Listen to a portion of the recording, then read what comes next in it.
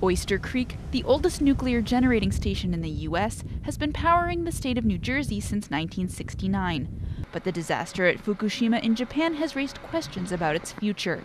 Of particular concern, 737 metric tons of spent fuel, which, just like at Fukushima, is stored here above the reactor and could turn potential core melt accidents into catastrophes.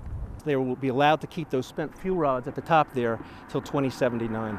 Spent fuel can be found up high, but also down on the ground, in dry casks, a storage system that has the mayor of this seaside town worried. This is called a flood zone, and these casks are only stored about 4 or 5 feet above the ground. So if we had an 8-foot flood, they would be inundated. The nuclear waste from all 104 reactors in the U.S. was supposed to have been buried in Yucca Mountain in the Nevada desert. But U.S. President Barack Obama shelved that plan in the face of local opposition. Instead, plants have been authorized to store their own waste for an additional 30 years.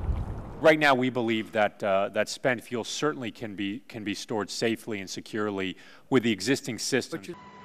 But the crisis in Japan has forced authorities to re-examine the safety of the entire sector, and a federal court has asked regulators to justify the renewal of Oyster Creek's operating license, citing the Fukushima incident explicitly. It's a move these environmental activists hail as a victory. They've been working for the past 5 years to shut the plant down.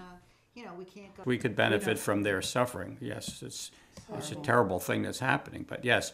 But the reality is that all of these Mark I reactors, 23 in this country, and they're around the country, around the world, I mean, they all have serious design flaws.